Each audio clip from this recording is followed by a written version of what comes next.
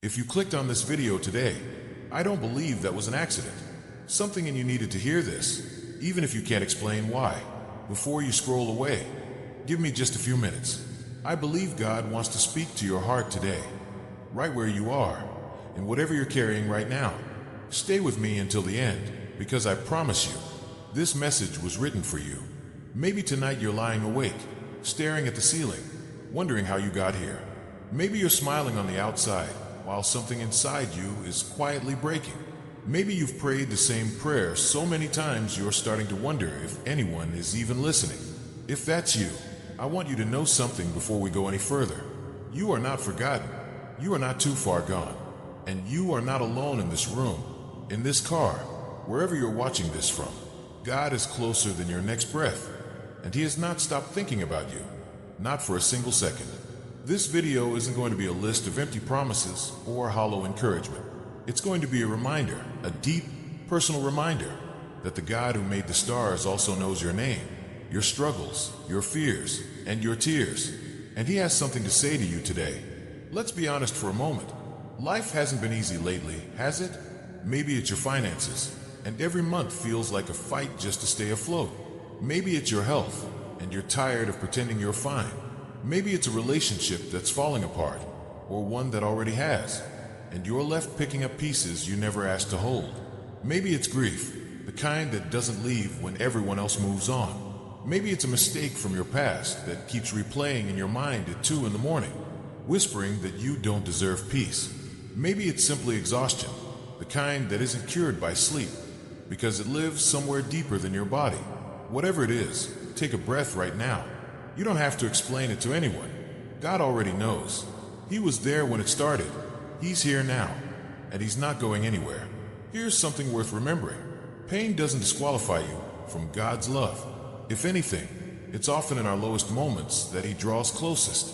Scripture tells us, "The Lord is close to the brokenhearted and saves those who are crushed in spirit." That's not a poetic phrase. That's a promise. Broken doesn't mean forgotten. Crushed doesn't mean abandoned. There's a particular kind of tiredness that comes from trying so hard and still watching things fall apart. You prayed, you believed, you did everything you knew to do, and the door still didn't open. The diagnosis didn't change. The relationship didn't heal. The bills didn't stop coming. In moments like that, it's easy to start wondering if God even hears you anymore. I want to gently challenge that thought. Silence from heaven doesn't mean absence. Sometimes what feels like delay is actually preparation for you, for the people around you, for a chapter of your story you can't see yet. Think about it this way. A farmer plants a seed and doesn't see a harvest the next morning. There's a season underground before there's a season above ground. Right now, you might be in that underground season, the one nobody sees, the one that feels like nothing is happening, but roots are growing. Something is shifting, even when you can't feel it. Weeping may stay for the night, but rejoicing comes in the morning. That's not a guarantee that pain disappears overnight. It's a promise that the night is not permanent. Morning always comes. I want to talk for a moment about the things we carry that we were never meant to carry alone. Guilt, shame, resentment, fear of the future. So many of us walk around with invisible weight, convinced that if we just try harder, we'll finally feel free. But freedom was never meant to come from your own strength. It comes from surrender. Not surrender as in giving up. Surrender as in finally putting down what was too heavy to hold and trusting someone stronger to hold it instead. Jesus said it plainly, "Come to me, all you who are weary and burdened, and I will give you rest." Notice He didn't say, "Come to me once you've fixed yourself." He said, "Come as you are, tired, messy, uncertain, and He will give you rest." If you're holding on to guilt from something you did years ago, hear this clearly. Forgiveness isn't earned through punishment. It's already been given through grace. You don't have to keep paying for something that's already been paid for. Let it go. Not because it didn't matter, but because you were never meant to carry it forever. If you're holding on to anger towards someone who hurt you, I know that's harder to hear, but bitterness doesn't punish them. It only keeps you tethered to the pain. Releasing it isn't saying what happened was okay. It's choosing your own freedom over their control. Fear has a way of shrinking our world.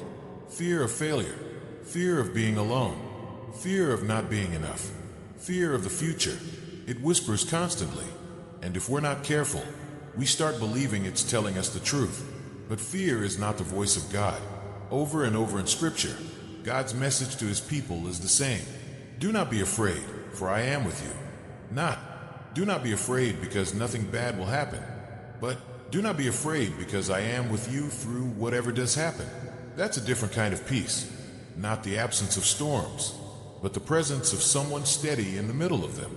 If you're facing something right now that feels too big, a decision, a diagnosis, a deadline, a heartbreak, you don't have to face it with the same strength you've had before. You're being invited to face it with a strength that isn't your own. I want to say this slowly, because I think it needs to sink in. You were not an accident. Whatever your beginning looked like, whatever circumstances brought you into this world, you were known before you were born. Before I formed you in the womb, I knew you. That verse wasn't written for one person thousands of years ago. It echoes a truth that applies to every single life. Maybe you grew up hearing you weren't wanted, weren't enough, weren't going to amount to anything. Maybe those voices still echo louder than they should. I want you to consider, even just for today, that those voices were wrong. You were made with intention. Your life has purpose, even in seasons where purpose feels impossible to find. Here's something I believe with my whole heart. No season is wasted with God. Not the painful ones, not the confusing ones, not the ones that felt like failure. Somehow, in ways we can't always trace in the moment, He works through all of it. And we know that in all things God works for the good of those who love Him. Not that all things are good. Some things are genuinely painful and wrong, but that God can work good through them, even the hard ones. If you feel like you've lost years to struggle, to sickness, to a season you wish you could erase, I want to encourage you that restoration is still possible. Doors that seem permanently closed can open. Relationships that seem beyond repair can be rebuilt. Health that feels lost can be renewed. Dreams that felt buried can rise again. This isn't a promise that everything will look exactly like it used to. Sometimes restoration looks different than what we expected. Sometimes it's better. But the invitation stands. Bring what's broken and trust that it's not beyond repair. Let's take a moment together. Wherever you are, however you're feeling, I want to invite you to pray this with me. Out loud if you can. Quietly if you need to. Lord, I come to you just as I am. I'm tired. I'm carrying things I was never meant to carry alone. I bring you my fear, my guilt, my grief, and my uncertainty about the future. Thank you for seeing me. Not the version of me I try to show others, but the real me, the one who's struggling right now. Give me peace that doesn't depend on my circumstances changing. Give me strength for today, not because I've earned it, but because you freely offer it. Heal what's broken in me. Restore what's been lost. Help me release what I've been holding on to for far too long. I choose to trust you, even in what I don't understand. I choose to believe that this season is not the end of my story. Walk with me, Lord, today, tomorrow, and every day after. Amen. If you prayed that with me, I want you to know something is already shifting. Maybe not in your circumstances yet, but in you. Sometimes the first step toward change isn't a big dramatic moment. It's simply choosing, one more time, not to give up. You've made it through hard things before. Every single time you thought you couldn't keep going, you did. That's not luck, that's evidence. Evidence that you're stronger than you believe, and that you're not walking through this alone. Whatever tomorrow holds, you don't have to face it perfectly. You just have to face it one step at a time, one prayer at a time, one honest moment at a time. I want to leave you with this thought. Today does not have to be the lowest point of your story. It can be the turning point. The moment you stop carrying everything alone. The moment you let go of what was weighing you down. The moment you remembered you are not forgotten. You are seen. You are loved. And whatever storm you're walking through right now, it does not have the final word over your life. Heavenly Father, thank you for this moment. Thank you for the person watching or listening right now, for the courage it took to sit with these words instead of scrolling past. Lord, I ask you to meet them exactly where they are. If they're grieving, comfort them. If they're afraid, give them peace. If they're exhausted, give them rest. If they've lost hope, remind them that you are still writing their story. Heal what needs healing. Restore what feels broken. Remove the weight they've been carrying alone. Remind them, in a way only you can, that they are deeply loved and never forgotten. In Jesus' name, amen. If this message reached you today, I'd love to hear from you. Leave amen in the comments if you're choosing to trust God through whatever you're facing right now. If you know someone who needs to hear this, send it their way. You might be the reason they don't give up today. And if you'd like more encouragement like this, consider subscribing. This is a space for honest hope, one message at a time. Until next time, you are not alone and you are not forgotten.